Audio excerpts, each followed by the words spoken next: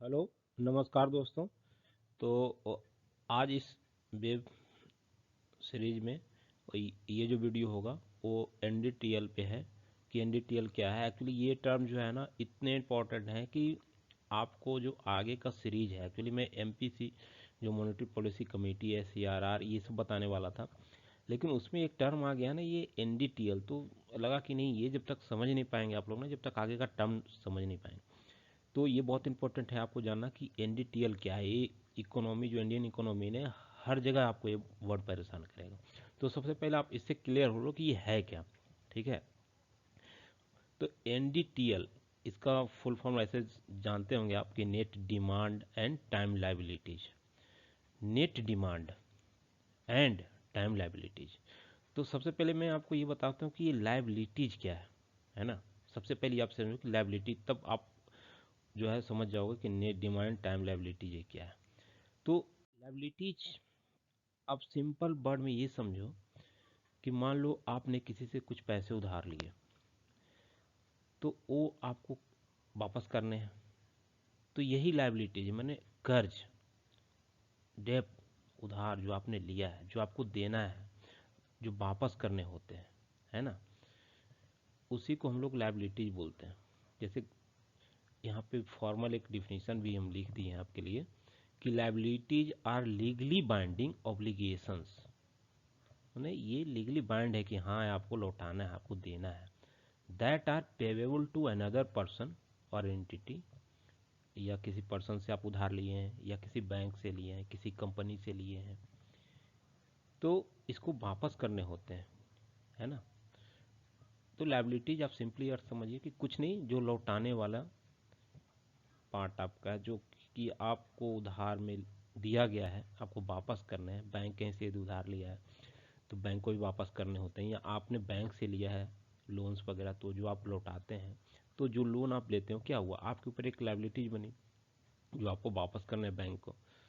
तो सिंपली आप ये समझो कि ऐसा उधार, कर्ज, लोन जो हम लिए हैं, या बैंक जो लिया है, जो उसको लौटाने होते हैं, वो उस बैंक की लाइबिलिटीज कहलाती है।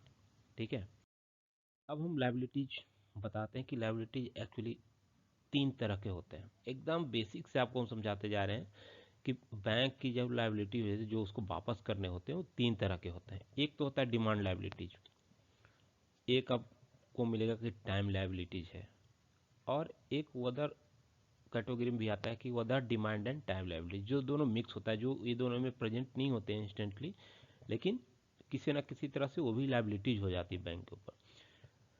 तो हम एक एक करके आपको समझाते हैं कि डिमांड लाइबिलिटीज क्या है, टाइम लाइबिलिटीज क्या है, या ODTL, other demand and time liabilities क्या है। तो समझो एक एक करके, एकदम सिंपल टर्म में, कोई भी आपको हेडेक नहीं लेना है, सिंपली समझते जाना है। और ये सब चीज़ें जो है एज ए डिक्शनरी आप तैयार करते जाओ, एकदम इनरीच कर लो अपने डिक्शनरी को। हम चाह रहे हैं कि आपकी इकोनॉमिक की ये जो डिक्शनरी है ना, वो इतना बेहतर हो जाए कि आगे का टर्म, एक एक चीज़, वर्ड आया, हम आपको पहले वीडियो में बोल चुके हैं कि जो टर्म होते हैं इंडियन इकोनॉमी में, वो एक पैराग्राफ, एक सेंटेंस को डिफाइन कर देते हैं। तो जब तक आप उस टर्म को जानेंगे नहीं, मीनिंग नहीं जानेंगे, जब तक आप उस पैराग्राफ को कैसे इमेजिन कर पाएंगे। मैंने सिंपली जैसे ही आप समझे कि एनडीटीएल आया, तो ये जो कंसेप्ट हम बता रहे हैं पूरा दिमाग में आ जाए, क्योंकि आगे जितने भी कैलकुलेशंस होते हैं, सीआरआर, एसएलआर, ये सब सारे रेपो रेट, ये सब क्या है ना कि आपके एनडीटीएल पे डिफाइंड होते हैं। तो सबसे पहले आप ये समझ लो, आगे करके हम उसको एकदम इजीली समझा दें। कुछ नहीं है, सब बहुत आसान है। लोगों को एक्चुअली बेसिक बेसिक चीज़ें मिस कर जाते हैं, जिसके चलते वो हार्ड नहीं लगते। तो देखो, डिमांड लाइबिलिटी, तीन तरह की आपको लाइबिलिटीज हम बताए। एक डिमांड लाइबिलिटीज होता है, एक टाइम लाइबिलिटीज होता है, और एक Vadar demand and time liability, जो ये दोनों में नहीं प्रेजेंट होते उसमें हम लोग डाल देते हैं कि वैसे लाइबिलिटी। तो देखते हैं एक करके डिमांड लाइबिलिटीज क्या है। डिमांड लाइबिलिटी उसको बोलते हैं ना, जो मान लो आप बैंक में पैसे सेविंग अकाउंट में रखे हैं, है ना, तो जब मन करता है एटीएम से जाके निकाल लिए, या उसको जाके डिमांड ड्राफ्ट से निकाल लिए, या चेक काट के दी कि भाई जाओ पैसे निकाल लो इसे। मतलब क्या हुआ कि एकदम इंस्टेंट, जब जाओ निकालो, कोई दिक्कत नहीं। बैंक आपसे ये नहीं बोलेगा कि इतने दिन बाद आओ, क्योंकि आपके पैसे हैं, आप कभी भी निकाल सकते हो। तो demand liability for a bank include all those liability which are payable on demand, माने जैसे ही जो जमा किया उसमें जैसे डिमांड आता है उसको पे करना पड़ता है। जैसे एग्जांपल में हम दे दिए आपको, current deposit demand liability portion of saving bank deposit आपने सेव करके रखा है जो कि डिमांड पे हम निकाल सकते हैं। या कोई ऐसा फिक्स डिपॉजिट के बारे में आपको पता होगा ना कि 2 साल 4 साल 5 साल के लिए ऐसे ऐसे प्लान करते हैं बैंक की, आप मुझे जमा करो 8% 7% आपको रिटर्न हम देंगे 5 साल के बाद। जनरली जो सेविंग अकाउंट होता है उस पर बहुत कम चार्जेस मिलता है, तो लोग क्या करता है ज़्यादा इंटरेस्ट रेट के चक्कर में फिक्स डिपॉजिट कर देते हैं। मान लो कि हमने 100 रुपये जमा किए किसी बैंक में फिक्स डिपॉजिट में 2 साल के लिए, और 2 साल पुर चुका है। तो जब 2 साल पुर चुका है ना, तो वो फिक्स डिपॉजिट जो है डिमांड लायबिलिटीज में आ जाएगा, है कि नहीं? क्योंकि हम कभी भी जाके बैंक से मांग सकते हैं कि भैया मेरा पूरा हुआ, तुम पैसे दो, मेरा फिक्स डिपॉजिट का जो भी है दे दो। तो जो ये आपको ध्यान रखना है कि over due fix deposit, over due fix deposit over due fix deposit मतलब वैसा फिक्स डिपॉजिट जो कि ऑलरेडी टर्म्स अपने पूरे कर चुके हैं।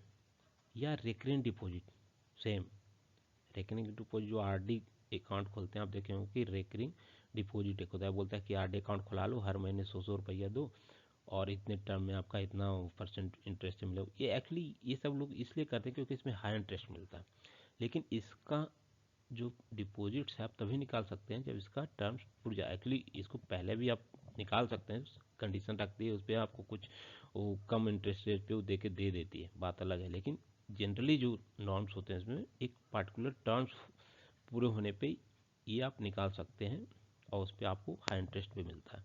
तो रिकरिंग डिपॉजिट भी यदि उसका जो टाइम पीरियड है पूरा हो चुका है, तो ये सारे क्या है डिमांड लायबिलिटी। मैंने डिमांड लायबिलिटी जैसे डीएल आपसे आया कि डिमांड लायबिलिटी, तो मतलब समझ जाना है कि उसको हम कभी भी निकाल सकते हैं, बैंक कभी भी उसको पे करने के लिए रेडी रहे, है ना।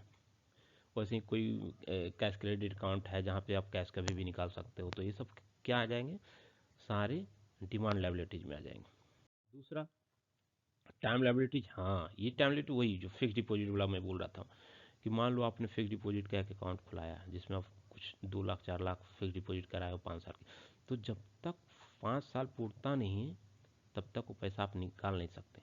मतलब वैसी लायबिलिटीज बैंक के ऊपर जो कि एक फिक्स टाइम के बाद उसको पे करना है ना, तो वो आ जाएंगे टाइम लायबिलिटी। जैसे ही आपसे आए ना तो समझना कि कुछ टाइम उसमें लगा हो, उसके बाद वो लायबिलिटीज उसको लौटाने हैं बैंक को। और डिमांड वाला में क्या मैंने देखा कि जब कभी भी जाओ निकाल लो, और टाइम वाले में क्या कि एक पार्टिकुलर फिक्स पीरियड रहता है उसका, शेड्यूल टाइम रहता है, उसके बाद वो पेवेबल होता है वो लायबिलिटी, है ना। जैसे आप गोल्ड डिपॉजिट भी जो करते हो ना, एक वो उसका फिक्स पीरियड रहता है, उसके बाद ही आप उसे निकाल सकते हो। फिक्स डिपॉजिट हुआ या आरडी भी जो हम करते हैं वो सब क्या है टाइम लायबिलिटीज में आते हैं। उसका एक आता है Vadar demand and time liability. इसमें क्या है बोल रहा है कि Vadar demand time liability include all those miscellaneous liability, माने मिक्स लायबिलिटी, है ना, विच आर नॉट कवर्ड। जो पहले मैंने देखा डिमांड लायबिलिटी टाइम लायबिलिटी उसमें जो कवर नहीं हो रहा है, जैसे मान लो आपने कुछ डिपॉजिट किया था, है ना, और आपने निकाला और फिर जमा गया कुछ निकाला, है ना, या कुछ टाइम लायबिलिटी पूरा हो गया उसके बाद निकाला, लेकिन वो जो इंटरेस्ट कैलकुलेशन होता है या उस पर जो कुछ आगे हो सकता है, कुछ बिल पेबल है या कुछ ऐसा चार्जेज है या कुछ अनपेड डिविडेंड है जो कि पार्टिकुलर इंस्टेंट जनरेट हो जाता है ऑटोमेटिकली कि हाँ यार इतना इंटरेस्ट इसका बन गया जो कि देना है। तो ऐसे चीज़ें क्या हो जाता है जो मिक्स्ड कंडीशन में आते हैं कि ये प्रॉपरली डिफाइन नहीं होते हैं कि, क्योंकि हम डायरेक्ट तो आप जाकर नहीं बोलते हैं कि यार मेरा इतना इंटरेस्ट अभी दे दो, हो सकता है उसमें 2 दिन 4 दिन बाकी हो, आपने पहले पैसे निकाल लिए हो, लेकिन हाँ उसके पहले भी यदि 2 4 दिन बाकी भी रह गया, यदि उसमें कुछ इंटरेस्ट बनता है तो बैंक आपको वो इंटरेस्ट भी देगी, है ना। तो ये जो इंटरेस्ट वगैरह इनकर्ड होता है ये किस में आता है, Vadar demand and time liabilities में। जैसे गोल्ड, ये आप खास करके लास्ट वाला जो है ये थोड़ा सा याद रखना, कभी कभी एग्जाम में हो सकता है आ जाए कि कोई बैंक जो है गोल्ड बोरो किया है फ्रॉम अब्रोड, तो ये Vadar demand and time liabilities में आएगा, ठीक है। तो other demand and time liability आपको समझ में आ गया होगा कि ये एक्चुअली मिक्स है। बस ये समझना कि जो डिमांड लायबिलिटीज और टाइम लायबिलिटी में नहीं कवर हुआ है वो इसमें आ जाएगा। उसके बाद एक एसेट्स होता है। एक्चुअली ये चार चीज़ आपको समझना है एनडीटीएल के लिए। डिमांड लायबिलिटीज बता दिए कि कभी भी निकाल सकता है बैंक से, जो लायबिलिटी बैंक के ऊपर होती है, और एक टाइम लायबिलिटी जो कि एक पार्टिकुलर डे, ईयर्स, पीरियड पूरे पे वो निकाल सकते हैं, और तीसरा जो मिक्स है, जो दोनों में नहीं कवर होते उसमें कवर कर देते उस लायबिलिटीज को। तीसरा ये जो है एसेट्स, ये थोड़ा सा समझ लीजिए कि balance with the bank in current account, है ना। कुछ यदि बैलेंस बैंक का है जो कि करेंट अकाउंट में है, ठीक है। एक सेविंग अकाउंट होता है, करेंट अकाउंट होता है। तो करेंट अकाउंट में जो बैलेंस होता है वो एसेट्स में आते हैं। Balance with the bank and notified financial institution in other accounts, है ना। बैलेंस विद बैंक्स, मान लो कि कहीं पे ऐसे जगह पे बैलेंस पड़ा हुआ है, and notified financial institution in other account, कहीं वैसे दूसरे अकाउंट में पड़े हुए बैंक के पैसे। Funds made available to banking system by way of loan और deposit repayable at short of call notice of fortnight, मैंने बैंक कहीं से लिया है ऐसा। हाँ, तो funds made available to banking system, मान लो ऐसा कोई फंड हमें अवेलेबल करा दी उस बैंक को, और कहीं से लोन्स या कुछ ऐसा डिपॉजिट आ गया एकदम ओवरनाइट, कभी ज़रूरत पड़ने पे बैंक ले लेता है, तो ये सब उसके एसेट्स में आ जाते हैं, है ना। Loans other than money at call, एकदम शॉर्ट नोटिस पे बैंक को कभी क्राइसिस हो गया ऐसा ना। हम आगे चल के आपको एमपीसी जो मॉनेटरी पॉलिसी कमीशन बताया तो उसमें बताएंगे कि कुछ ऐसे भी तरीके होते हैं बैंक के पास जो ओवरनाइट मनी कॉल कर सकते हैं, है ना। मनी कॉल वगैरह उसको बोलते हैं। तो ऐसे जो फंड्स आते हैं बैंक में वो सब एसेट्स में आ जाते हैं। तो ये सारे एसेट्स कहलाते हैं बैंक के। Some placed by bank issuing draft, interest, dividend, warrant, under remittance arrangement, ये सब जो है जो एकदम ऐसे होते हैं जो कि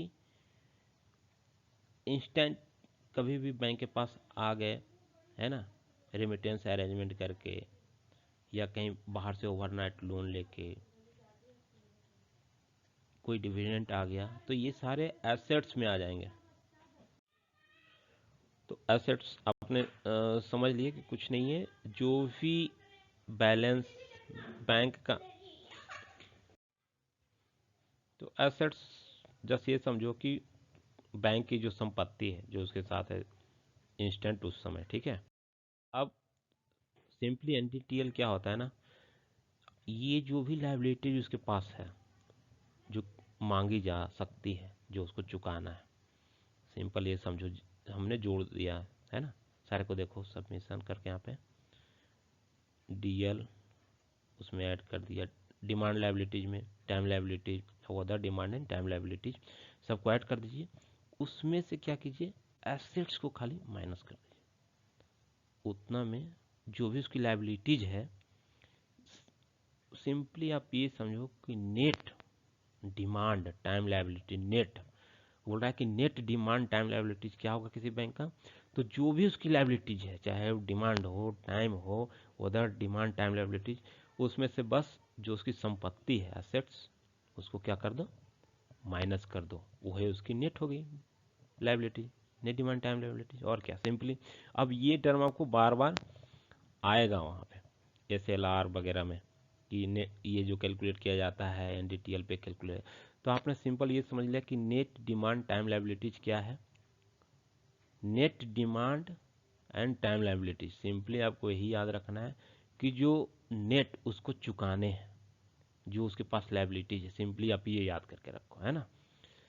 यहाँ पे डिफिनीशन फॉर्मली आपको मिल जाएंगे, लेकिन मिलते हैं लेकिन समझ में नहीं आता लोगों की क्या बोल रहा है। तो मैं सिंपली आपको ये समझ रहा हूँ कि डिमांड लायबिलिटी जो कभी भी मांग सकते हैं, टाइम लायबिलिटी जो एक समय के बाद चुकाना होता है बैंक को, और अदर डिमांड टाइम लायबिलिटी जो सिंपली बताएं आपको कि कुछ इंटरेस्ट आ गया या ओवरनाइट कुछ ऐसा कैलकुलेट करके उसको देना है ना। या एक जो हम बताते हैं इम्पोर्टेंट कि वैसे गोल्ड बोरो किया है बैंक ने जो कि अब्रोड से किया है, इंडिया से बाहर से किया है, तो वो अदर डिमांड टाइम लायबिलिटीज में आ जाएगी, ठीक है, क्योंकि वो भी तो चुकाने होंगे उसे। तो ये सारे लायबिलिटीज को ऐड करके और बैंक के पास जो एसेट्स है उसको घटा दीजिए, उसको वहाँ से माइनस कर दीजिए, जो बचा वही आपका net demand time liabilities bank का हो गया।